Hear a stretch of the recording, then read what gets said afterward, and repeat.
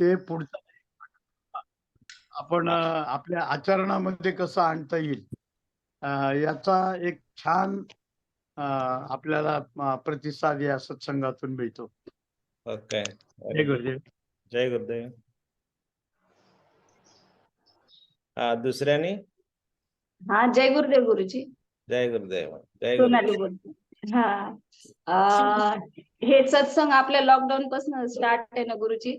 तर इतकं म्हणजे माहिती आणि नॉलेज आलेलं आहे.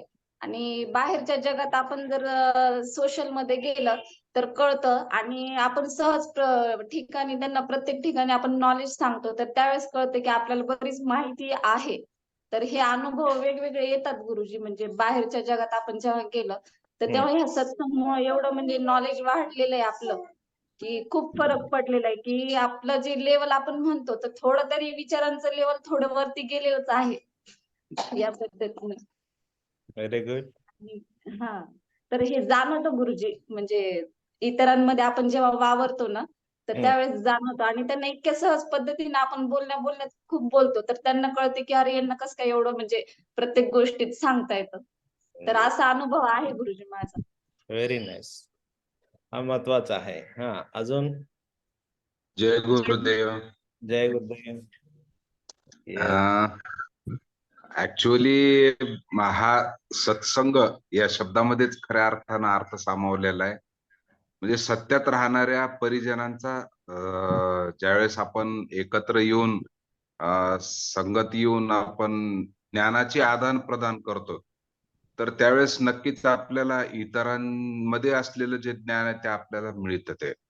आणि त्याचा फायदा आपल्या सामान्य जीवनात तर होतोच होतो. सगळ्यात महत्वाचं आपण हे रेग्युलर घेतोय ह्याचा उपयोग असा आहे की जसं एक उदाहरण म्हणून जर आपण गृहीत धरलं एखाद्या यात्रेमध्ये जाताना मुलाचा आपल्या वडिलापासून हात जर सुटला तर तो भांबावून जातं, गर्दीमध्ये गोंधळून जातं. आणि ज्यावेळेस त्याचे वडील त्याला दिसतात पुन्हा तो पटकन पकडतो, जे धीर येतो. तसं प्रत्येक आठवड्यामध्ये ज्यावेळेस आपण हा सत्संग आपण घेतोय तर 8 दिवसामध्ये आपल्या वागण्यामध्ये जर काय आपल्या चुका व्हायला लागल्या किंवा परत परत आपण आपला ट्रॅक सोडतोय तर अशा वेळेस परत वापस ट्रॅकवर यायला या सत्संगामुळे खरोखर मदत होते.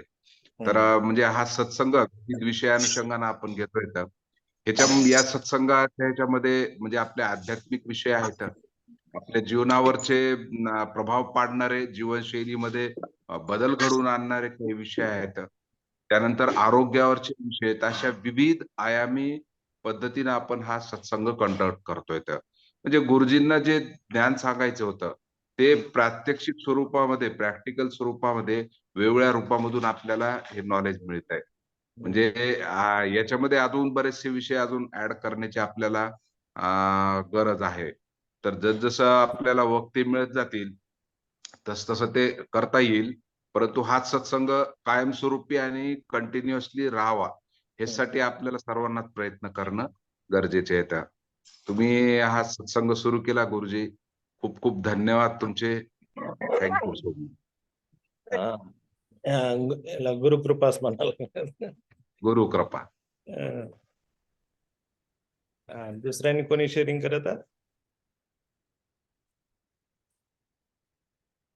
आणि प्रत्येक सत्संगाच्या वेळेस हे लक्षात येतं की अरे म्हणजे आपण विसरले पण आपण हे SSY मध्ये आपण हे शिकलेलंच आहे.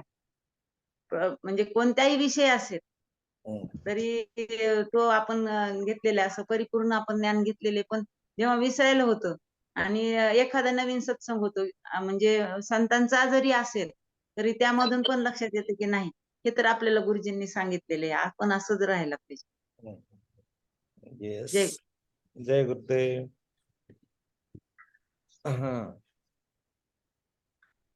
ओके, कंटिन्यू करू. येस, हा ऍक्च्युअली मेन काय सांगायचं आहे सविता मा? जय गुरुदेव. सकाळी सर खूप गडबड असते कामाची पण सत्संगसाठी ऑफ करून का होईना मी कधी सोडत नाही सत्संग. आणि एवढी गोडी लागली की मुलांना वाटतं नवीन गोष्ट काय सांगावं पण हे सत्संगच मी गोष्ट म्हणून त्यांना सांगायला सुरुवात केली. Very good, very good.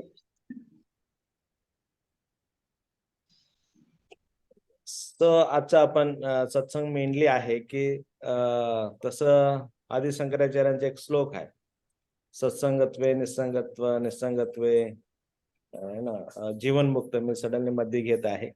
Okay, म्हणजे की आपल्याला सत्संग पासून व्यसन जातो, व्यसन पासून आपल्याला मुक्त व्हायला लागतो. आणखीन आजचं जे व्हिडिओ आहे ते सत्संग बद्दलच आहे. ते आपण थोडस तुम्हाला मी शेअरिंग करतो. मग अधूनमधून मी तुम्हाला प्रश्न विचारत राहील. त्याप्रमाणे आपल्याला पुढे जाता येईल. चालेल? हो.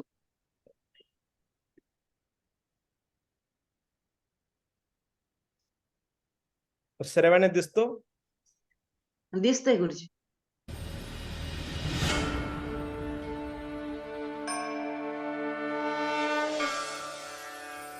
वासना आणखी नैसर्गिक स्वभाव. ओके, हे आहे. मग वासना आपल्याला कुठं कुठं असतो, कसं असतो, कुठल्या पद्धतीनं, ते आपण बघतो.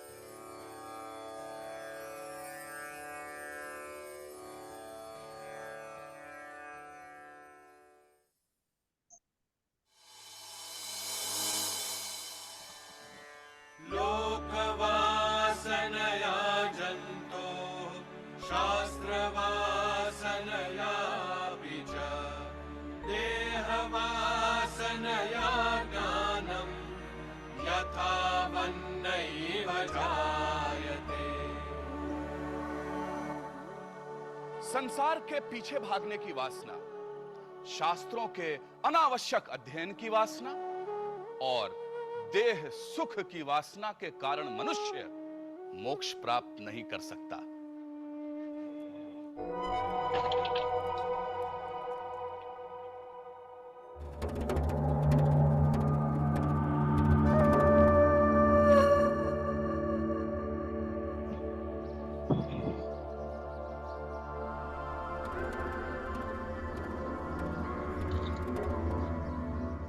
तुम यहाँ क्या कर रहे हो?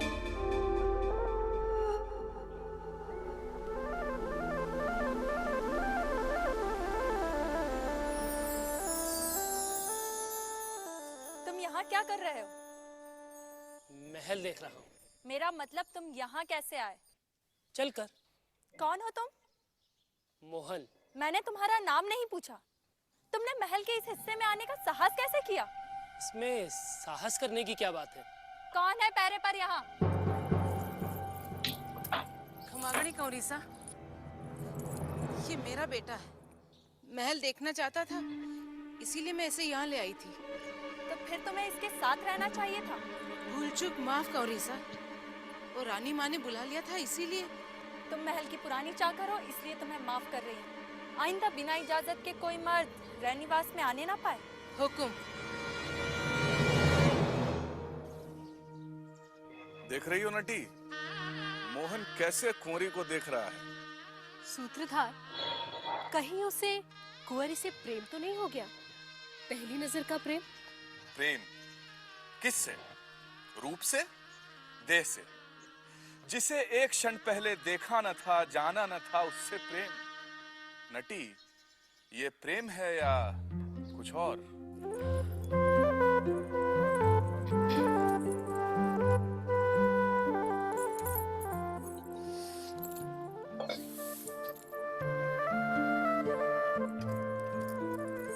क्यों नहीं करना तुझे विवाह?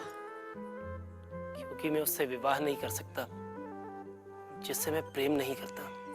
मैं नहीं जानती बेटा, लोग प्रेम के लिए विवाह करते हैं या विवाह करके प्रेम। मैंने तेरे पिताजी को देखा भी नहीं था, उनसे विवाह भी किया और प्रेम भी।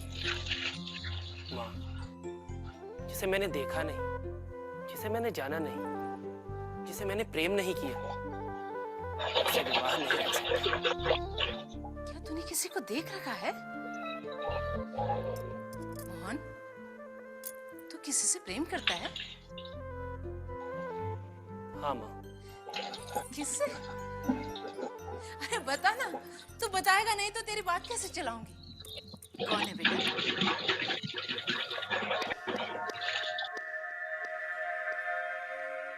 तुम्हारी राजकुमारी। क्या? राजकुमारी मीनाक्षी? हाँ माँ, पागल हो गया तू? कहाँ राजा भोज और कहाँ गंगू तेली? माँ मैं जानता हूँ कि कुंवरी मीनाक्षी के साथ मेरा विवाह संभव नहीं, परंतु मैं किसी और के साथ विवाह करके अपने प्रेम का अपमान नहीं करूंगा। यदि वो नहीं तो और कोई नहीं। खबरदार, जो राजकुमारी का नाम भी लिया तो अरे क्यों जग हसाई करवाना चाहता है अपनी?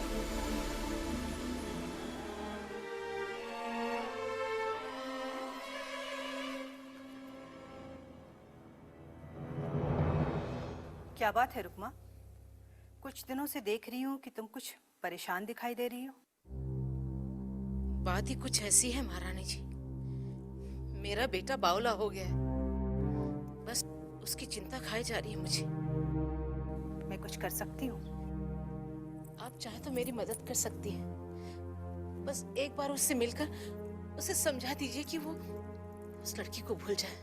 किस लड़की को? माफी चाहती हूँ महारानी जी, कुंवरी मीनाक्षी को। हमारी मीनाक्षी को? हाँ महारानी साहब, हमारी मीनाक्षी को। उसने कुंवरी को क्या देखा कि वो उनके प्रेम में पड़ गया। कहता है कि विवाह करेगा तो सिर्फ कुंवरी से, वरना जीवन भर कुंवारा रहेगा। रुक्मा, ये तो अच्छी बात है कि तुम्हारा बेटा मेरी बेटी को चाहता है, पर कुंवरी से विवाह करने के लिए उसे कुंवरी के योग्य बनना पड़ेगा। एक राजकुमार ही कुंवरी को पा सकता है, इसलिए यदि वह अपने को राजकुमारी के योग्य साबित कर सके तो मैं उसका विवाह कुंवरी से करवा दूंगी। आप सच कह रही हैं महारानी जी? हाँ रुक्मा, कल तुम अपने बेटे को लेकर मेरे पास आना। हुकुम।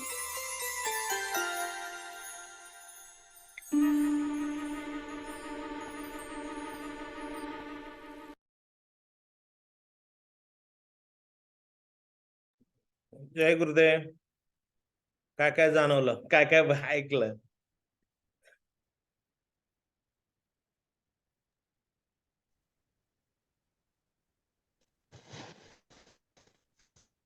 जय गुरुदेव. जय गुरुदेव. ऍक्च्युअली या स्टोरीमध्ये तो त्या मीनाक्षी सोबत मीनाक्षीला बघितल्यानंतर वरून वरून बघून त्याला तिच्याविषयीची प्रेमभावना निर्माण झाली. म्हणजे ही बरोबर आहे का चूक आहे याचा सुद्धा त्यांनी विचार नाही केलेला, त्यांनी प्रेम व्यक्त केलं. आणि त्याच्या आईला ह्याचं आश्चर्य ह्यासाठी वाटतं की एक राजकुमारी आणि माझा साधा मुलगा दोघांमध्ये कसं काय विवाह होऊ शकेल किंवा दोघांमध्ये कसं काय प्रेम होऊ शकेल. म्हणजे प्रेम हे केवळ श्रीमंती आणि गरिबी ह्याच्यावरच अवलंबून आहे का, हा एक प्रश्न ह्याच्यातून पडतोय.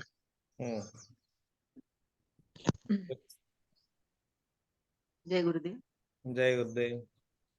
आणि दुसरी गोष्ट म्हणजे त्याच्या आईने ते लपवून न ठेवता प्रत्यक्ष महाराणीला सांगितलं आणि त्यांनी सुद्धा हे सांगितलं. म्हणजे असं नाहीये की जर लायकीचा प्रश्न नाहीये, त्याची जर योग्यता असेल, म्हणजे ती जर योग्यता निर्माण केलं तर निश्चितच मी माझी मुलगी तुला म्हणजे देईल, असं त्यांनी जे सांगितलं ते योग्य आहे. वासनेतून प्रेम निर्माण झालेलं दिसून येतं की स्वभाव माहित नाही, काही माहित नाही, शारीरिक आकर्षणातून जी वासना आहे त्या वासनेतून ही प्रेम भावना निर्माण झालेली दिसून येते. Okay, very nice. सर्वांना मराठी समजतो ना? मला वाटतं बीएसटीचे पण ग्रुप जॉईन झाले. सबको मराठी समझ में आता है, नहीं तो फिर हिंदी में? Okay, yes. हाँ, बरोबर है. आई बरस समझौन सांगवते. माँ ने बताती है कि बेटा मैंने भी ऐसा ही शादी किया था वगैरह ऐसे. ओके, सो ट्रेडिशनली देखो तो पेरेंट्स फिक्स कर देते थे, मतलब चलो अभी शादी कर लो, शादी कर लेते थे. सो अभी सब फिल्मी स्टाइल हो रहा है.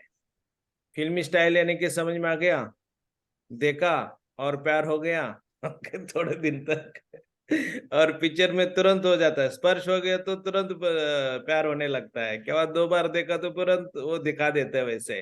सो जिंदगी में सबको लगता है कि सब बच्चों को लगता है कि वैसा ही होगा बोलकर। ओके, और दूसरा, अभी शादी का डेफिनेशन हर बच्चे का लड़का या लड़की का चेंज हो रहा है, एटीट्यूड चेंज हो रहा है। ओके, सो ये जैसा कि आपने बहुत लोग सुना है, लिव इन रिलेशनशिप में बहुत मर्डर वगैरह हो गए हैं, है ना, बहुत गलत एटीट्यूड में जा रहे हैं। ओके, सो उनको ये समझ में नहीं आ रहा है कि एग्जैक्टली उनका क्या हो रहा है, हालत क्या है, कंडीशन क्या है ना। सो उनको वासना समझ रहा है या प्यार समझ रहा है या शारीरिक अट्रैक्शन लग रहा है, या ये कंफ्यूज स्टेट में है।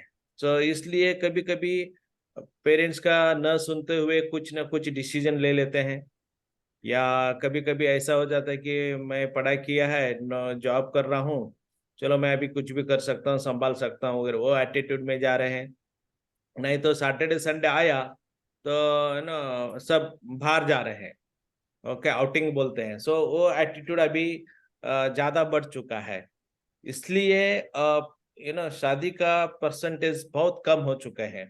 ओके, वो एटीट्यूड भी धीरे धीरे से चेंज हो रहा है। इट्स वेरी इंपॉर्टेंट कि वो क्लियरिटी आजकल पेरेंट्स को भी नहीं हो रहा है और बच्चों को भी नहीं हो रहा है। सो आपने सही बताया कि यस, सो माँ ने ओके, सो माँ ने बताया कि है ना जैसा है वैसा उन्होंने एक्सप्रेस किया, लेकिन वो नम्रता पूर्वक नहीं उन्होंने एक्सप्रेस कर रहे हैं।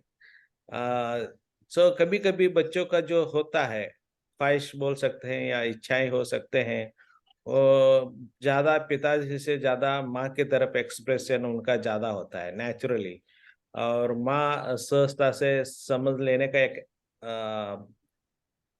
एबिलिटी होता है, वो ज्यादा है ना पिताजी के पास नहीं होता है। वो सिर्फ यस और नो में अटक जाते हैं, करना या नहीं करना है, ये नहीं है, ये वही स्थिति में रहते हैं। क्योंकि हम आगे का देखेंगे।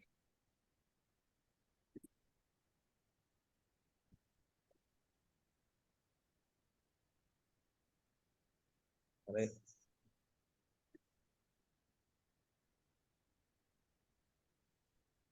गड़बड़ तो नहीं हुआ।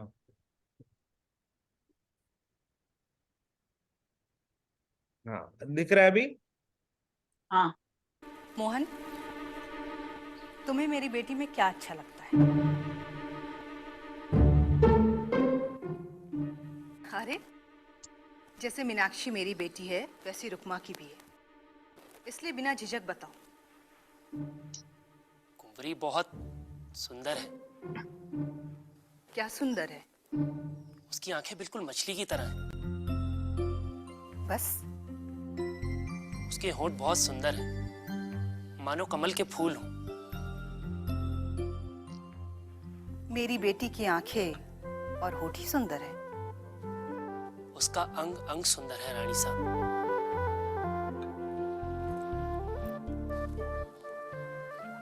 लगता है उसकी छवि तुम्हारे मन में बस गई है। प्रेम जो करता हूं उससे। मोहन, मैं मीनाक्षी का विवाह तुमसे करा सकती हूँ, पर मेरी सिर्फ एक शर्त है। क्या है शर्त? तुम्हें 1 साल तक राजमहल में ही रहना होगा, और जिस कमरे में तुम रहोगे उससे बाहर नहीं निकल सकोगे। मुझे मंजूर है। तुम उन्हीं लोगों से मिल सकोगे जिन्हें मैं तुम्हारे पास भेजूंगी। ये भी मंजूर है। खाना भी वही खाओगे जो मैं भेजूंगी। अरे घबराओ मत, खाना अच्छा ही होगा। ठीक है रानी साहब। तुम वही पढ़ सकोगे, देख सकोगे, सुन सकोगे जो मैं चाहूंगी। कुंवरी से विवाह करने के लिए मैं कुछ भी कर सकता हूँ।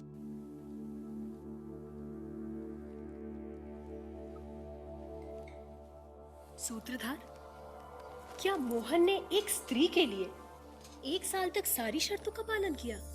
पूरी तरह नटी। और ठीक 1 साल बाद विवाह के लिए तैयार महारानी ने उसे बुलाया। मोहन, मेरी परीक्षा में तुम उत्तीर्ण हुए। कहो, कब विवाह करना चाहोगे? विवाह? किससे? कुंवरी मीनाक्षी से। कौन मीनाक्षी? मेरी सुंदर बेटी मीनाक्षी। वो तो सिर्फ देह है। उसी देह से तो तुम विवाह करना चाहते थे। पर अब नहीं। अब क्यों नहीं? महारानी, मेरी देह वासना अब समाप्त हो चुकी है। सूत्रधार, ये देह वासना क्या होती है? संसार की चाह, देह की चाह, ज्ञान की चाह। नटी, वासना यानी संस्कार या वृत्ति जो हमारे पूर्व कर्म, विचार और व्यवहार के द्वारा बनती है। यही वृत्ति या वासना हमें संसार की ओर, देह की ओर और शास्त्रों की ओर ले जाती है। इसे ही हम लोक वासना, देह वासना और शास्त्र वासना कहते हैं। नटी, ये वासना ही हमारे हर अच्छे या बुरे कामों और विचारों को जन्म और दिशा देती है। महारानी, पहले मैं देह वासना से ग्रस्त था, इसलिए शरीर की सुंदरता को ही देखता था। सुंदर आंखें, सुंदर होंठ, सुंदर वक्ष, अंगों का सौंदर्य ही मेरे लिए सत्य था। देह वासना से ग्रस्त व्यक्ति संसार के विषयों को ही देखता है। परंतु अब मैंने देह का महत्व जाना है। मैंने जाना है कि शरीर आत्मा नहीं बल्कि आत्मा तक पहुंचने का वाहन है। शरीर और मन से ही हम संसार का अनुभव करते हैं। शरीर नहीं तो संसार नहीं। इसलिए इस वाहन की हमें देखभाल तो करनी चाहिए, परंतु इसके लिए जुनून और बेचैनी ठीक नहीं है। मैं सिर्फ राजकुंवरी के रूप और देह के लिए ही बेचैन था। देह वासना से ग्रस्त व्यक्ति संसार की मांसलता को ही देखता है, लेकिन सच ये है कि हम सिर्फ ये शरीर नहीं हैं। अड़ोस पड़ोस के लोग हंसते हैं तुझ पर, कहते हैं कौवा चला हंस की चाल। हमें इसी दुनिया में रहना है, इसलिए वही कर जिससे हम खुश रहें। माँ, मैं दूसरों को खुश रखने की कोशिश नहीं करना चाहता और ना ही दूसरों के तय किए हुए मानदंडों पर खरा उतरना चाहता हूँ। मैं कैसे कपड़े पहनूंगा, क्या खाऊंगा, कैसा दिखूंगा, ये मैं तय करूंगा। नहीं होना मुझे लोकप्रिय, नहीं चाहिए मुझे समाज की स्वीकृति। मैं अपनी शर्तों पर जीऊंगा। सूत्रधार, ये क्या हो गया है मोहन को? वो लोक वासना से मुक्त होने का प्रयास कर रहा है नटी। लोक वासना? हमेशा दूसरों के लिए अच्छा बने रहने की कोशिश, दूसरों की नकल, दूसरे जैसा बनने की कोशिश, दूसरों के मापदंडों पर खरा उतरने की कोशिश, दूसरों से सम्मान की चाह, संसार में प्रसिद्ध होने की चाह लोक वासना कहलाती है। हम दूसरों के लिए स्वयं पर नकली मुखौटा चढ़ाए जीने की कोशिश करते हैं। ये लोक वासना भी बंधन है नटी। तो क्या जीवन भर किताबें ही पढ़ता रहेगा? सिर्फ किताबें पढ़ने से ही सत्य का अनुभव नहीं होता। बिना अनुभव के शास्त्रों का केवल ज्ञान भी शास्त्र वासना है। और मैं बौद्धिक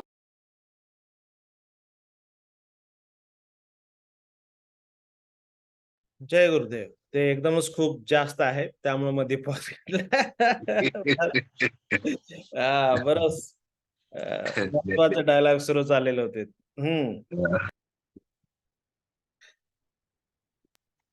जय गुरुदेव. जय गुरुदेव. इथं कसं आहे की 3 प्रकारच्या वासना ज्या आहेत, ज्ञान मिळण्यापूर्वी ह्या तिन्ही वासना आपल्यामध्ये राहतात. देह वासना, लोक वासना आणि शास्त्र वासना, या तिन्ही फेज मधून जातो. पण ज्यावेळेस सत्संग घडतो त्यावेळेस या तिन्ही वासनेमधून मुक्त होतो. हा याच्यामधला संदेश मला वाटतोय.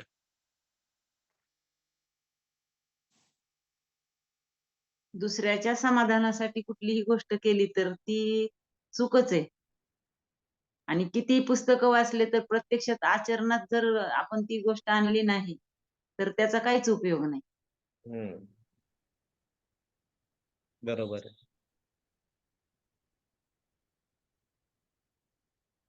ओके. येस, त्यांनी काय काय डायलॉग सांगितला, काय काय बोलत होते, जसं की राणी विचारल्यानंतर काय काय म्हटलेत वगैरे असं ते. राणीने विचारले की त्यांनी नाहीच म्हणून सांगितलं ना. राणीने विचारलं ज्यावेळेस की आता तू लग्न करायला तयार आहे, तर त्यावेळेस त्यांनी सांगितलं की म्हणजे मी म्हणजे आतापर्यंत जे समजत होतो ते म्हणजे शरीर जे आहे त्याच्यावर मी प्रेम करत होतो, तर आता मला त्या पाठीमागचं सगळं सत्य कळालेलं आहे. शरीर एक माध्यम आहे जे आत्म्यापर्यंत जाण्यासाठी. काय सो ह्याचा अर्थ असं नाही की लग्न नाही करायला पाहिजे, लग्न करायला पाहिजे. ओके. म्हटलं तर बरंच आपल्याकडे ऋषीमुनी असं नाही, सगळ्या ऋषीमुनींनी केलेले आहेत लग्न, पण मध्यंतरी हे सगळं असं थोडंसं आलेलं आहे की संन्यास वगैरे असं, किंवा मला काय एवढं आवड नाहीये वगैरे असं सगळं ते नंतरचं प्रोसेस आहे. ओके. सो विवाह बंधन हा पण महत्वाचा आहे. ओके. पण फक्त त्याचं जाणीव नसल्यामुळं, का कशासाठी, त्याचा पर्पज काय, उद्देश हे क्लॅरिटी नसल्यामुळं गोंधळ होता. येस. अजून ओके, हे देह वासना आहे. ओके. सो हा इनबिल्ट नॅचरली असतो, प्रत्येक प्राणीमध्ये असतो, प्रत्येक व्यक्तीमध्ये असतो. हा वाईट नाहीये. ओके. पण ह्याच्यापासून थोडस बाहेर जाणे म्हणजे की आपलं संयमवर स्वतःवर थोडस नियंत्रण ठेवणे. ओके. आणखीन अजून याला काय सांगू शकतो आपण, मनावर नियंत्रण ठेवणे. त्यामुळे पूर्वी जे लग्न करत होते कुठल्या व्यक्तीबरोबर करत होते तेवढं जास्त मान्यता नाही ठेवत होते. ओके. किंवा स्टेटस असून दे, फायनान्शियल कंडिशन असून देत, कुठल्या पोझिशन मध्ये आहे, काय करतो, ह्याला जास्त मान्यता नाही द्यायचे. पण राजाच्या वेळेला हे सगळं होतं. आणखीन ते पण राज्य ह्याच्यामध्ये व्हायचं की योग्यता कशासाठी म्हणायची की ते स्टेटस त्यांना राज्य परिवार सांभाळणे, एक देशापासून दुसऱ्या देशाचं नीतिमत्ता सांभाळण्यासाठी किंवा युद्ध न होण्यासाठी वगैरे ह्या अँगलनं त्यांचं लग्न व्हायचे. म्हणजे की असं दोन्ही राज्याचा संबंध व्यवस्थित राहायला पाहिजे त्या हिशोबाने. म्हणजे की त्या अँगलनं बघायला गेलं तर त्यांचं योगदान होतं किंवा मुलीचं सॅक्रिफाईस व्हायचं. ओके. बऱ्याच राज्याला 2-2, 3-3, 4-4 लग्न केलं जायचे. सो ते वासनामुळं नाहीये, ते रिलेशनशिप मेंटेन करायला पाहिजे एकमेकांचं म्हणून. म्हणजे की ही मुलगी आपली आहे, म्हणजे की लग्न झाल्यानंतर मग ते सासरवाडी व्हायला लागतोय किंवा हा आमचे जावई आहे, ह्यांच्यावर आपण युद्ध नाही करायला पाहिजे, त्या राज्यावर युद्ध नाही करायला पाहिजे. हा एक रिलेशनशिप मेंटेन करण्यासाठी त्यावेळेला होता. ओके. सो आताचं जनरेशन त्या पद्धतीने नाही चालत आहे. ओके. सो बरंचदा सगळं बघतात की पगार किती आहे किंवा कुठल्या पोझिशनवर आहे किंवा बघायला कसं दिसतो, अमुक तमुक किंवा फॅमिली बॅकग्राऊंड वगैरे सगळं हे सुरू व्हायला लागतं वगैरे असं. हा एक अरेंजमेंट मध्ये आहे. अजून एक दुसरं येतो ते प्रेमामधून. ओके. सो एक्झॅक्टली प्रेम काय आहे हे कळलेलं नसतो. सो त्यामुळं देहवासना आहे का प्रेम आहे ह्याचं क्लिअरिटी त्यांना भेटलेलं नसतो. सो त्यामुळं हा परत गोंधळ व्हायला लागलेला असतो वगैरे असं. मग त्याच्यामुळं डिवोर्स जे आहे हा खूप प्रमाणामध्ये वाढला जात आहे. सो ह्याच्यातून ते सहजपणे निघून जातो. गीता में आपको हिंदी या मराठी देणं? ओके. चालेल. ठीक आहे. आपण पुढचं करत आहोत. सो ह्याच्यामध्ये 3 वासना आपल्या लक्षात आलेले होते. एक आहे देह, आणखीन बरेच जणांनी त्याच्यातच अडकून पडलेलं असते. सो दुसरा आहे लोक. ओके. सो लोक वासना यानी की कपडे काय करायला पाहिजे, कुठले घालायला पाहिजे. आता तरी पेरेंट्सचं बरंच फजिती व्हायला लागलेलं आहे. म्हणजे काही पोरं म्हणतात की ब्रँडेडच घ्यायला पाहिजे, अमुकच व्हायला पाहिजे, तमुकच व्हायला पाहिजे. त्याचा दुप्पट खर्च त्याचा आपल्याला न कळता वाढत चाललेला असतो. ओके. सो दुसऱ्यानंतर आपण ते घातल्यानंतर कसं दिसतो ह्याच्यावरच जास्त आपलं काय लोक काय म्हणतील घातल्यानंतर जे कपडे असतील. ओके. किंवा जे काय नकलेस वगैरे असतील किंवा घरामध्ये डेकोरेशन करून ठेवलेल्या वस्तू वगैरे असू शकतो वगैरे असं सगळं. सो लोक काय म्हणतील ह्याच्यावरच आपल्याला जास्त भर चाललेलं असतं. नो डाऊट असू शकतो, नाही म्हणून असं नाहीये, पण ते अति नाही व्हायला पाहिजे. ओके. सो आपण ते मन ऐकलेलं आहोत की ऐकायचं जगाचं आणखीन करायचं म्हणायचं. म्हणजे की सगळ्यांचं ऐकून घेणे, सजेशन चांगलं असू शकतं. जे आपल्याला इम्प्रुव्हमेंट करता येत असलं तर आपल्याला इम्प्रुव्हमेंट करायचं आहे. नसेल तर ठीक आहे, त्या स्थितीमध्येच आपल्याला कंटिन्यू करता येतो. म्हणजे की आपण लोक काय म्हणतील ह्याच्यामध्ये जास्त अडकत नाहीये, त्याच्यापासून आपण सहजपणे मुक्त व्हायला लागतो. ओके, सो तिसरं आहे शास्त्र. ओके, सो हे पण आपण अजूनही मी तिथंच थोडंसं पुढं प्ले करून थांबवलंय. आपण ते पूर्ण ऐकून घेऊ, मग नंतर परत चर्चा करून घ्या. ओके, रोमांच से भी बचना चाहता हूँ। तो फिर तू करना क्या चाहता है? धर्म का पालन, जिससे ही अर्थ, काम और मोक्ष की प्राप्ति होती है। ओह, सूत्रधार, मैं अब समझी मोहन की बात। वासनाओं का त्याग यानी पुरुषार्थ का त्याग नहीं है। नटी, तुमने ठीक समझा। पर सूत्रधार, ये मोहन इतना बदल कैसे गया? इसके लिए मैं तुम्हें दूसरी कहानी सुनाता हूँ नटी। ठीक है। महाराष्ट्र में एक संत और समाज सुधारक हुए हैं, एकनाथ। उनकी बेटी अपने पति से बहुत दुखी थी। कैसी रही काशी की यात्रा राव? उत्तम। इन दिनों काशी में हर किसी की जबान पर राम कथा है। उसी से तो प्रेरणा ले मैंने मराठी में भावार्थ रामायण और रुक्मणी विवाह की रचना की।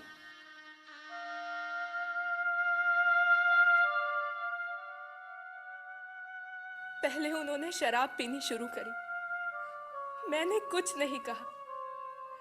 फिर जुआ, अब वैश्याओं के कोठे पे पड़े रहते हैं। मैं अगर कुछ कहती हूँ तो बुरा भला कहने लगते हैं।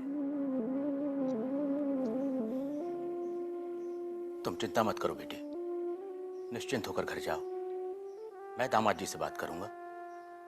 उन्होंने शास्त्रों का अध्ययन किया है, वह व्यर्थ नहीं जा सकता।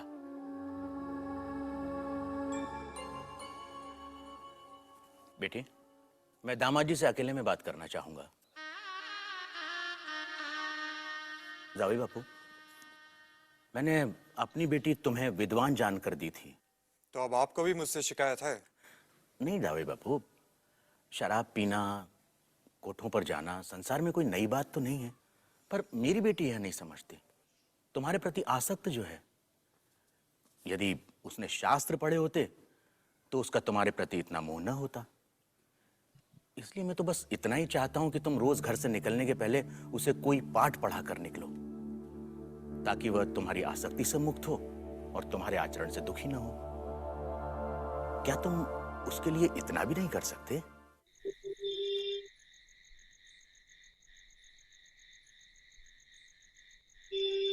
रात को देर से लौटूंगा, तुम खाना खा लेना।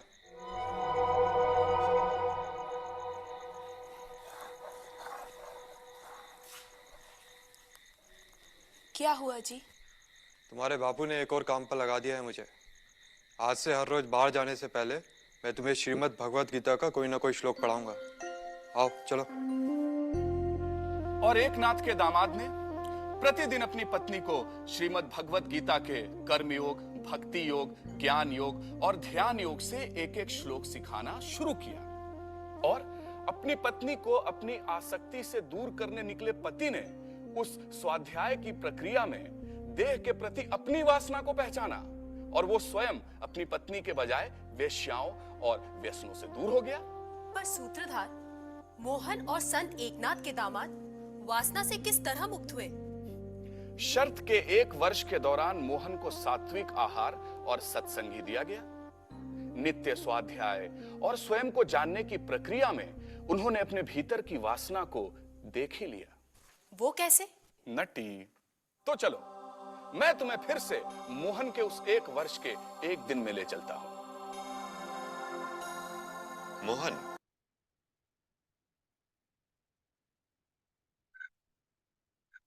हा, काय काय जाणवलं मध्ये मी परत पॉज करत आहे. हा, क्या क्या समझ में आ गया?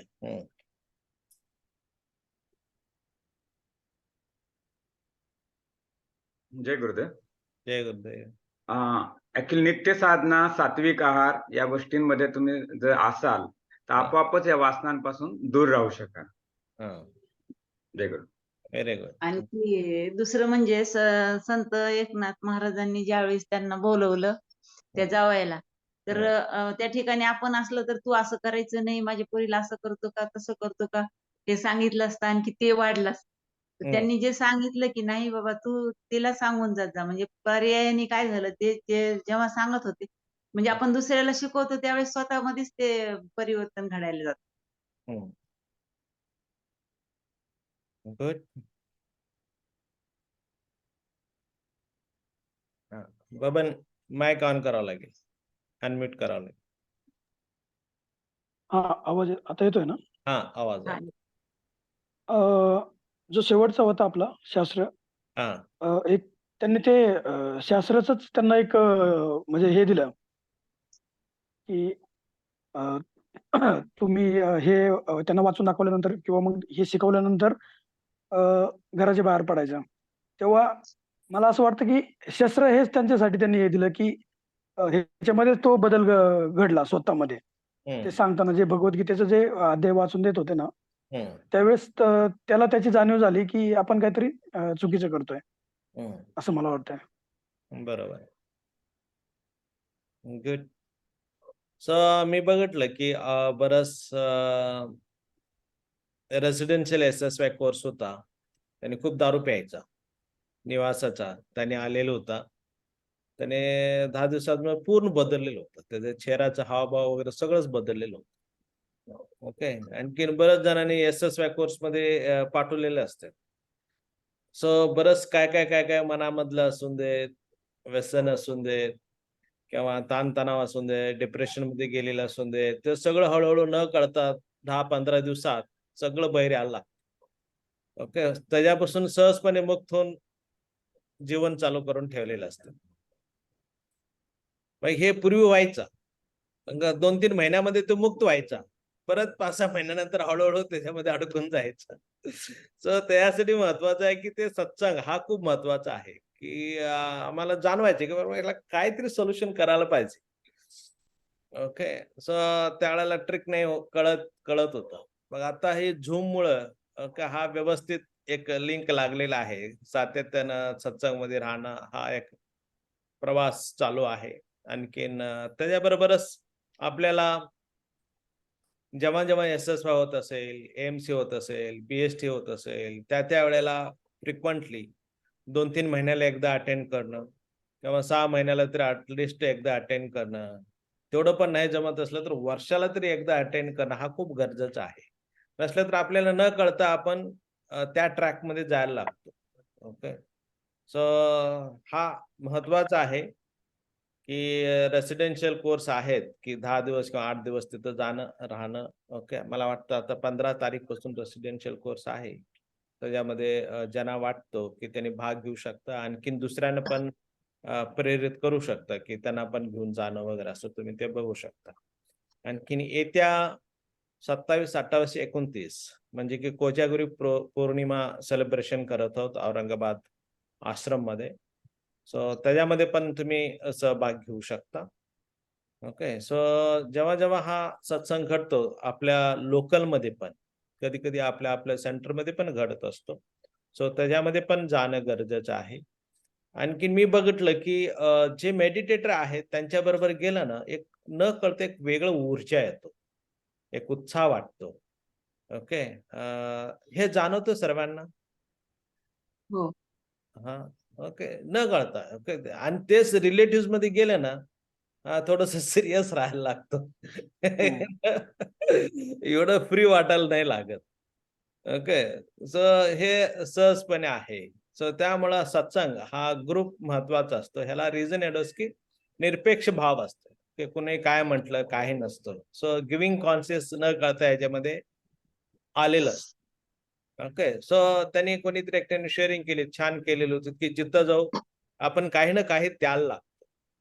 सो आपण फिजिकली वस्तू द्यायला लागतो किंवा मेंटली काहीतरी 4 शब्द आपण छान त्यांना सांगायला लागतो किंवा भावनिक लेवलला आपण जस्ट त्याला मिठी मारू शकतो किंवा त्यांना समजून घ्यायला लागतो. ओके. सो ह्या पद्धतीने किंवा आध्यात्मिकचे जे काहीतरी 1-2 शब्द आपण त्यांना द्यायला लागतो. सो न कळता जवळीक वाढायला लागतो. ओके. सो मी जस्ट ट्रेन मधून येत होतो राजकोट पासून पुण्याला. आणखीन मी जस्ट त्यांच्याबरोबर गप्पा मारत होतो. मुलीबद्दल थोडस विचारत होतो, काय शिकते काय नाही वगैरे, कितीपर्यंत काय सब्जेक्ट येतो वगैरे असं सगळं. मग थोडस टेक्निक वगैरे सांगत असल्यामुळे इतकं खुश झालेत. मग त्या मुलीची आई म्हणायला लागली किंवा वडील म्हणायला लागले, तुम्ही कसं काय हे सगळं सांगता, तुम्ही कसं काय ओळखलं वगैरे असं. ओके. मग तुम्ही जे सांगत आहे ते सगळं बरोबरच आहे वगैरे असं. पोरग ऐकतच नाही, पोरगी आहे सिन्सिअरली, टीव्हीच जास्त बघतं, मोबाईलच जास्त बघत झालेलं असतं वगैरे असं सगळं. लवकर सकाळी उठतच नाहीये. हे सगळं रात्रपर्यंत जागरण करत राहणे, सगळं नॅचरली बोलत असताना त्याच्यातून बाहेर कसं यायला पाहिजे हे सांगल्यामुळे एकदम खुश होऊन मग मला ट्रेनमध्ये जेवायला द्यायला सुरू केलेत. मग माझं दुपारचे जेवण झालं, परत रात्रीचे पण जेवण त्यानेच दिले.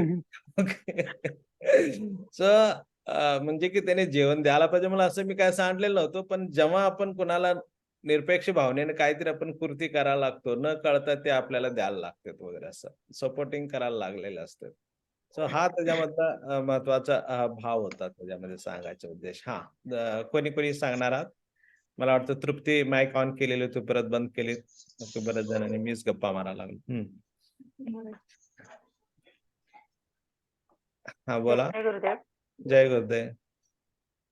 जे तुम्ही सत्संगाबद्दल म्हटलं तर एकनाथांची ताकदच ती पटली वगैरे कुठली गोष्ट तसं काही केलं नाही. हा. तर ह्याला टर्निंग द एनर्जी म्हणजे की जे काय उत्साह असतो. हो, त्यांनी अगदी साध्या सोप्या पद्धतीने केलं. म्हणजे जर साधारण लोक राहिले, जर सौशमा म्हटलं की ते पॅनिक होतात की आता काय करायचं, कसं हँडल करायचं, खूप प्रेशर घेऊन एकनाथांनी तेच काम केलं, पण खूप सोप्या पद्धतीने की ठीक आहे तुम्हाला जायचं जा ना, काही अडचण नाही, तुम्ही जाऊ शकता. फक्त जाताना तिला काही कळत नाही म्हणून तिला शिकवायचंय. म्हणजे त्यांचा इगो पण कुठे हर्ट झाला नाही. आणि तुम्ही एवढे कॅपेबल आहात की तुम्ही माझ्या मुलीला शिकवू शकतात. त्याच्यामुळे त्यांच्यामध्ये एक अहम आणि त्याच्यामुळे त्यांनी ते तुझ्या वडिलांनी सांगितलं म्हणून मी तुला शिकवतोय. तर ते ऑटोमॅटिकली त्यांनी त्यांच्या सासऱ्याने सांगितलं म्हणून शिकवायला घेतलं, पण ते न कळत त्यांच्यावर कुठेतरी इफेक्ट करणार होतं. हे एकमेकांना अगदी सहज सोप्या पद्धतीने कसा प्रॉब्लेम टॅकल करायचा ही एक गोष्ट मला याच्यात खूपच आवडली. आणि हे साधण्यात राहिलं की ऑटोमॅटिकली व्हायला लागतं. हे मी पण रिअलाइज केलेलं आहे. जय गुरुदेव. Very good. जय गुरु. हा. गुरुजी दुसरीकडे काय होतं, आता आपल्या जावायला काही समजायला जायचं असेल ना, तर आपल्या मनामध्ये राग निर्माण करून आपण तिथपर्यंत जातो. माझ्या मुलीशी तो असं वागतो किंवा मग आपण त्या पद्धतीने त्यांना समजत नाही, मग आपण वाकड तिकडे बोलणार किंवा थोडस. आता आपलं वय जास्त, सासऱ्याचं वय जावयापेक्षा जास्तच असतं, मग थोडस हातापायी मग काय होणार, तो जो जावई येतो वेगळ्या मार्गाला लागणार. एकनाथांनी त्यांच्यातले गुण ओळखून त्यांना त्या ट्रॅक वरती जाण्यासाठी सांगितलं. म्हणजे त्यांचाच फॉर्म्युला त्यांना यूज केला की त्यांना शास्त्राचं खूप नॉलेज होतं पहिलं. त्या दृष्टीने त्यांनी शिकवल्यामुळे त्यांना ती गोष्ट लगेच पडली. आणि आता काय होतंय, आता आपलं BST AMC आणि SSY झाल्यामुळे काही गोष्टी आम्ही पण शेअर करत असताना काही लोक त्या गोष्टी शांतपणे ऐकतायत. आता हा अनुभव स्वतःचा आहे माझा की बाबा हा काहीतरी वेगळं काहीतरी सांगतोय. कारण जगामध्ये ह्याच्यासारखं दुसरं नॉलेज कुठंच नाहीये. जे काही सांगणार आहे तो शांतपणे समोरचा व्यक्ती ऐकत असतो. ते एक रिलायझ झालं. तुम्ही आता ट्रेनमध्ये जसं सांगितलं ना की मुलांचं टीव्हीचं वगैरे, तर आपल्या स्वतःच्या घरातलं वैयक्तिक खूप कमी झालंय ते प्रमाण टीव्हीचं. हे ऑटोमॅटिक झालंय आणि हे आता तो सहवास आपल्या घरामध्ये यायला लागलाय गुरुजींचा, असं मला वाटतं. आणि ते EMCच्या दृष्टीने ह्याच्यातून तर मला अजून खूप जाणवलं की आता एक रविवारपासून ते आज मला वाटतं शनिवार आहे. ह्या 8 दिवसामध्ये तर खूप असं हलकं आणि फ्रील वाटायला लागलं. घरातलं वातावरण पण चेंज झालं. प्रमोद काय सांगणार? प्रमोद मस्के. ओके. उशिरा आलो मी. हा ठीक आहे. जय गुरुदेव. जय गुरुदेव. लास्ट कोणी सांगणार? कंटिन्यू करू. त्याच्यामध्ये शास्त्रार्थ ते खूप महत्वाचा मुद्दा सांगितले. तर धर्म अर्थ काम मोक्ष हा खूप महत्वाचा आहे की फक्त बुकिश नाही राहायला पाहिजे. त्याचा आचरणात आणणं हा खूप महत्वाचा आहे. जेवढ्यापर्यंत ते शास्त्रास्त्र जे काय आपण शिकलेलो ते आचरणामध्ये आणत नसेल मग त्याला काही व्हॅल्यू नाहीये. म्हणजे काय आपण चांगलं पोपट पंच होऊ शकतो. ओके, पण ते बिंग लेवल आपल्याला नाही राहता येत. सो बिंग लेवल हा खूप महत्वाचा रोल आहे. ओके, सो त्याच्यानंतर हे सगळं वासना कसं गेलीत, कुठल्या पद्धतीने गेलीत, मग ते उदाहरण एकनाथचा सांगितलं गेलेलं आहे. म्हणजे की मोहन जे काय होता, जे राजकुमारी बरोबर लग्न करावं असं त्याला वाटायचं. मग त्याच्या जीवनामध्ये कसं परिवर्तन झालं ते त्यावेळेला एकनाथचं झालेल्या जीवनामधलं घटना ते सांगत आहेत. ओके, सो नो डाऊट मी बरेचदा बघितलं की मुलगा आलेला होता आईला सोडायला म्हणून SSY प्रोग्रामच्या वेळेला तो मुलगा चेंज होऊन गेला वगैरे असं पण घटना आहेत. आणखीन वयस वर्षा म्हणजे कधी कधी नवरा आलेला असतो की बायकोला सोडून जावं म्हणून रोज तो पण SSY क्लासमध्ये बसायला लागतो. त्याच्यामध्ये पण बरंच परिवर्तन व्हायला लागलेलं असतं. असं न कळता निरपेक्ष भावनेने ज्या वेळेला सेवा करायला लागतो त्यावेळेला सहज कुणामध्ये त्यांच्या जीवनामध्ये हे जर ज्ञान भेटायला लागतं, अजून सगळं कायाकल्प व्हायला लागतं. म्हणजे की जीवन परिवर्तन त्यांचं सहजपणे घडायला लागलेलं असतं वगैरे असं. ओके, सो आपण पुढचं कंटिन्यू करू.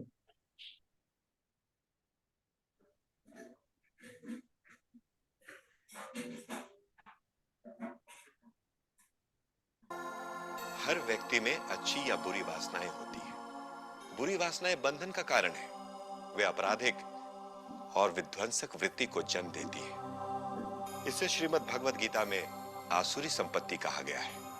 अच्छी वासनाएं व्यक्ति को बंधनों से मुक्त करती है। वे सकारात्मक और रचनात्मक वृत्ति को जन्म देती है। इसे गीता में दैवी संपत्ति कहा गया है। देवता, देह वासना, लोक वासना और शास्त्र वासना को तो मैंने जान लिया, परंतु इससे मुक्ति कैसे संभव है? मोहन, उसके लिए पहले अपने भीतर विचारों के प्रवाह को जानो और अपनी वासनाओं को पहचानो और उसे साहस पूर्वक स्वीकार करो। अपनी वासनाओं को स्वीकार करना उससे छूटने का पहला कदम है और उससे छूटने का दूसरा कदम है आत्मविश्लेषण। सतर्कता पूर्वक यह देखो कि वासनाएं हमारे भीतर कैसे आती हैं और पनपती हैं, और जैसे ही हम देखते हैं कि हम उन वासनाओं को प्रोत्साहित कर रहे हैं, हमें उसी क्षण प्रोत्साहन देना बंद कर देना चाहिए। वासना में डूबे हुए लोगों से दूर रह सत्संग और विचारों का प्रवाह मोड़ सके ऐसी पुस्तकों का संग वासनाओं से मुक्ति का रामबाण उपाय है। नटी, गीता में कर्म योग, भक्ति योग, ज्ञान योग और ध्यान योग से वासनाओं से मुक्ति का मार्ग बताया गया है। ईश्वर भक्ति से देह की वासनाओं की मुक्ति, ज्ञान योग से स्वयं की जांच पड़ताल, स्वयं से सवाल कि जो हमने अर्जित किया है क्या उसमें सुख है? यदि हां, तो वे अर्जित वस्तुएं हमें हमेशा सुख क्यों नहीं देती? वह क्या है जिसका सुख अनंत है? स्वयं की यह पड़ताल वस्तुओं के प्रति आसक्ति खत्म करती है। और ध्यान योग निरंतर उस आत्म तत्व का चिंतन और ध्यान हमारे भीतर बैठी सूक्ष्म वासनाओं को भी बाहर ले आता है। मुझे खुशी है जावाई बापू कि तुमने आत्मनिरीक्षण किया। बापू, पर मैं यह नहीं समझ पाया कि वासना के दुष्चक्र में कैसे फंस गया था। वेदांत में इसे ही अनर्थ परंपरा कहते हैं। अनर्थ परंपरा? अज्ञानता का चक्र ही अनर्थ परंपरा है। वासना मनुष्य की चिंता बढ़ाती है। चिंताएं उससे कई कार्य करवाती हैं। जैसे ही कार्य पूरा हुआ कि फिर वासना। यदि व्यक्ति सावधान न रहे तो यह चक्र हमारे जीवन में निरंतर चलता रहता है। यानी वासना के बढ़ने पर कई प्रकार के विचार आते हैं। उनके साथ इच्छाएं, क्रोध, लालच आदि आते हैं। जब विचार या चिंताएं बढ़ती हैं तो कार्य बढ़ते हैं, और जब कार्य बढ़ते हैं तो उसी अनुपात में चिंताएं भी बढ़ती हैं, और फिर उसी अनुपात में वासनाओं में वृद्धि होती है। जैसे वेदांत की दृष्टि से कारण शरीर में बैठी शराब की लालसा सूक्ष्म शरीर में शराब के विचार को जन्म देती है। सूक्ष्म शरीर में उपजा शराब का यह विचार स्थूल शरीर को शराब पीने के लिए प्रेरित करता है। जब शराबी पीने का कार्य करता है तो पीने की वासना उसी अनुपात में फिर से बढ़ती है। पीने की वासना से पीने की चिंता भी बढ़ती है। पीने की चिंता शराबी को पीने का कार्य करने पर मजबूर करती है, क्योंकि कार्य करने पर व्यक्ति अनजाने में ही अपनी वासना को दृढ़ करता है। यही है अनर्थ परंपरा। इसीलिए ऐसी जगहों पर जाना या ऐसे कार्यों को बंद करना चाहिए जिनसे वासना बढ़ती हो। ऐसा करने से सूक्ष्म शरीर के स्तर पर धीरे धीरे चिंता समाप्त होने लगती है और कारण शरीर के स्तर पर वासना भी धीरे धीरे समाप्ति की ओर बढ़ने लगती है। पर क्या ऐसा करने से व्यक्ति स्वयं पर दबाव महसूस नहीं करेगा? व्यक्ति को चाहिए कि वह स्वयं से तर्क करे और ऐसे कारणों को खोजे जिन कारणों से उसे अपनी वासना खत्म करनी है। बुद्धिमान वही है नटी जो देह वासना, लोक वासना और शास्त्र वासना से सावधान है। यथा यथा प्रत्यगवस्थितं मनः तथा तथा मुञ्चति बाह्यवासनाः निःशेष मोक्षे सति वासनानाम् आत्मानुभूति प्रतिबंध शून्या आत्मानुभूति प्रतिबंध शून्या। मन जैसे जैसे आत्मा में स्थापित होने लगता है वैसे वैसे वह संसार की वस्तुओं की वासना को छोड़ता है। जैसे ही सारी वासनाएं समाप्त हो जाती हैं, आत्मज्ञान के मार्ग की कठिनाइयां भी समाप्त हो जाती हैं। यस्य प्रसादात् भवमङ्गलार्था।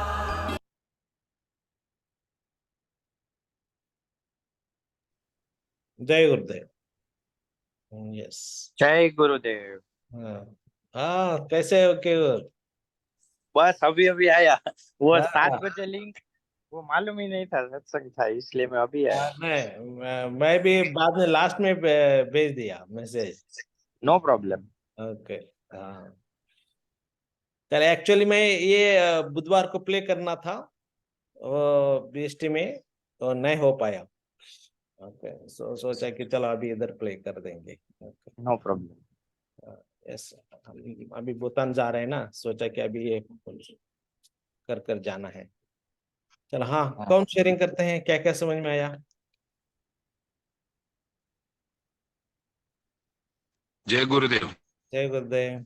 गुरुजी, ह्याच्यामध्ये पहिला मुद्दा जो आहे सगळ्यात महत्वाचा, ते म्हणजे जरी आपण सत्संगात असलो तरी आपल्यामध्ये 2 प्रकारच्या दैवी आणि आसुरी अशा दोन्ही प्रकारच्या वृत्ती अजूनही आतमध्ये आहेत। तर सत्संगाच्या परिणामामुळे आपण ह्या दैवी आणि आसुरी ह्या वृत्ती ओळखून त्याला पलपण्याच्या ऐवजी, त्याची पालना करायच्या ऐवजी त्या ओळखून आपल्याला बाहेर काढता यावे। त्यातली दैवी वृत्ती जी आहे ती आपण कंटिन्यू करायची आणि आसुरी वृत्ती आहेत त्या आपल्याला संपवता आल्या पाहिजे।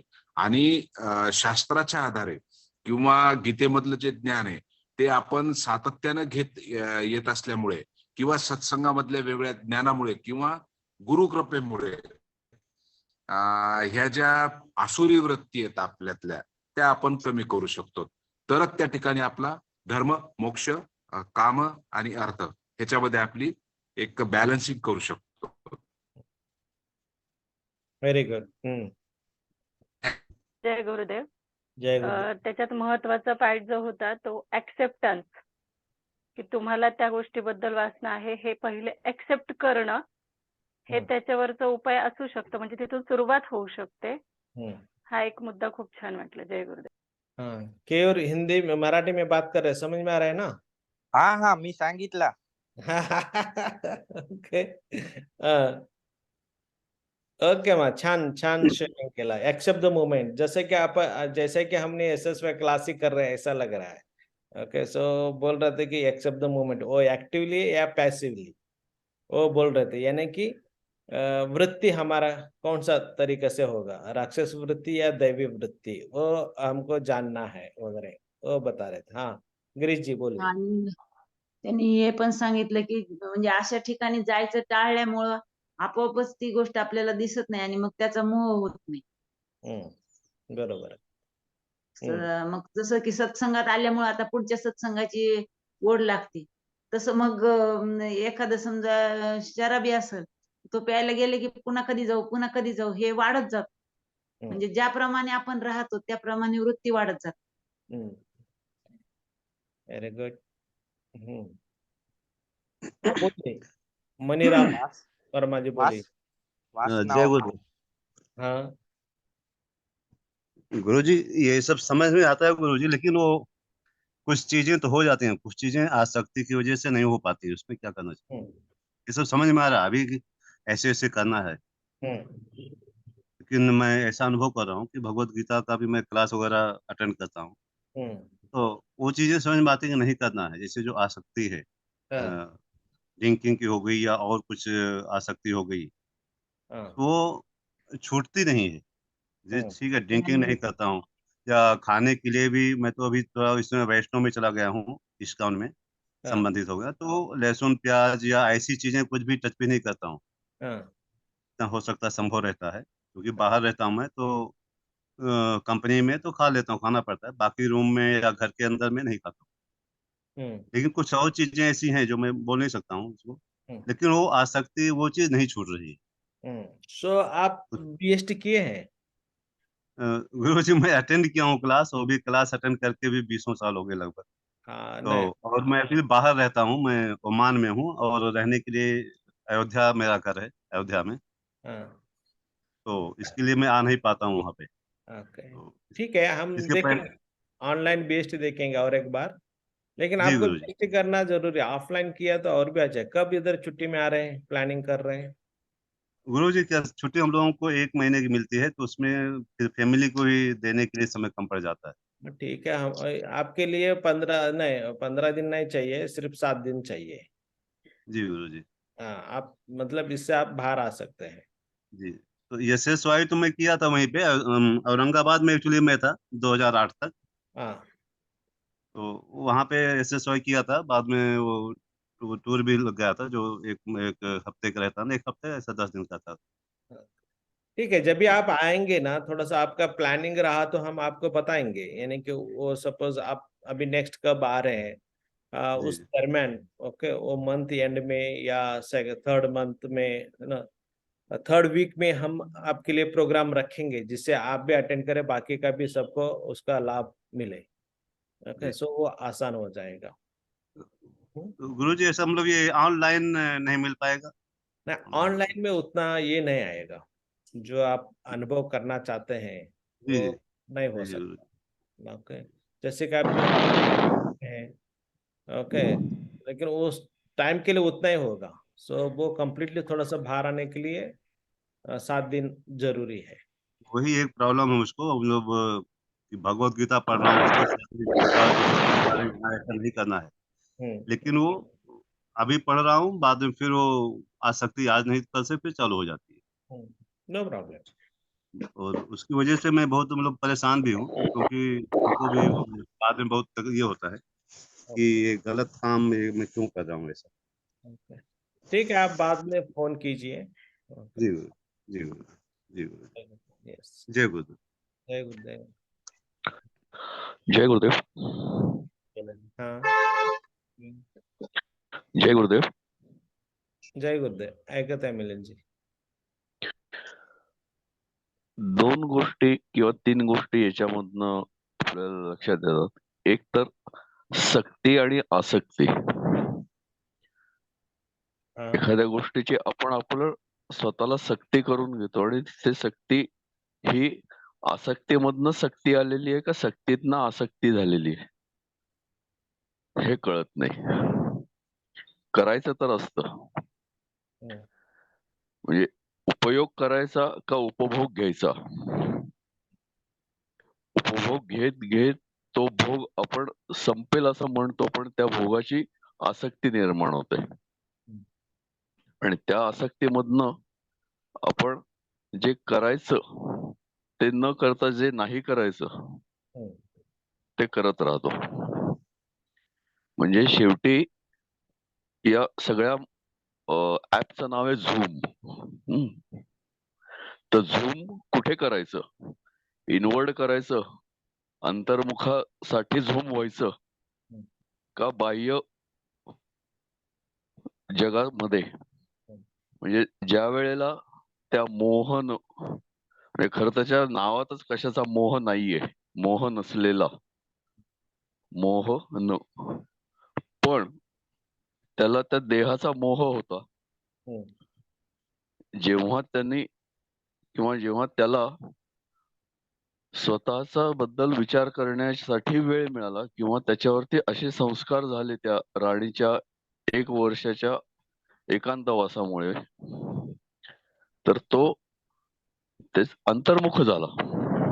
सर्व इंद्रिय त्याची अंतर्मुख झाली आणि त्या अंतर्मुखातनं त्याची जी देहवासना होती, म्हणजे त्याचं फक्त जे काय होतं ते सगळं त्या देहावरती किंवा इंद्रियांनी त्याला जे बाह्य वर्णनाने त्याला जी आसक्ती निर्माण झालेली होती, ते प्रेम नव्हतं, ती आसक्ती होती. आणि याचं जेव्हा त्याला स्वतःला ज्ञान झालं तेव्हा तो त्याच्यातनं बाहेर पडला. म्हणजे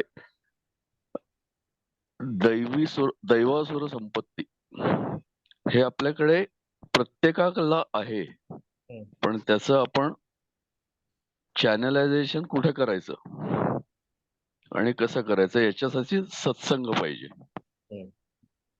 आणि त्या सत्संगामधनं जे आपण घेतो किंवा जे आपल्याला मिळतं त्याचं योग्य प्रकाराने पालन करणं, आणि म्हणून ते वारंवार व्हायला पाहिजे. तर या सत्संगाची सक्ती जर स्वतःवरती केली, किंवा ती सक्ती म्हणण्यापेक्षा सुद्धा तो सहज भाव व्हायला पाहिजे, आणि त्या सहज भाव झाल्यानंतर त्याचं आपोआप स्थूल देहातून सूक्ष्म देहाकडे होणारे संस्कार आणि मग त्या सूक्ष्म देहानी होणारा परिणाम,